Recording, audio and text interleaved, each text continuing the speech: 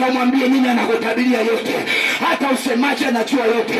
Nataka nikwambie, kuna wakati utapata tabu, mtume wako utamuona.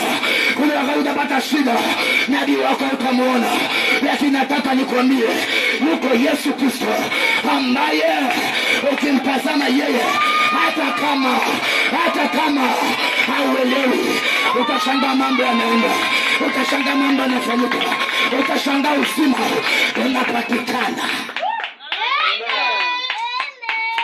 Haleluya.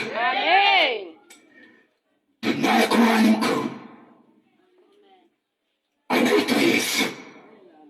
Yeye alishinda mauti. Makuhani waliopita, mauti iliwatikisa,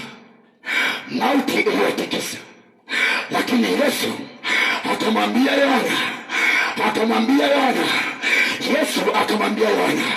akamwambia tazama, nami nalikuwa nimekufa, sasa ni hai milele na milele. Nami nalikuwa nimekufa, sasa ni hai na milele na milele. Nataka nikwambie, hata kama unaona mauti iko mbele yako, unaambia utakufa leo, unaambia utakufa kesho, nataka nikwambie, yuko Yesu aliyeshinda mauti.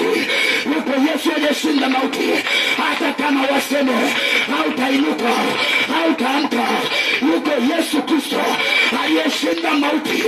Akakamata kifo, kifo kikashinda kumshikilia, kifo kikabausi kwa Yesu. Anaweza juu ya mauti. Biblia inasema kwa sababu hiyo aweza kuwaokoa wale wamchiao Mungu kwa yeye. Haleluya. Kwa Yesu hakuna mwanaume, hakuna mwanamke, yoyote anayemjia Yesu, yoyote anayemwendea Yesu. Yesu akasema, kwangu ajaye yeyote sitamtupa nje kamwe. Hata kama mwanamke,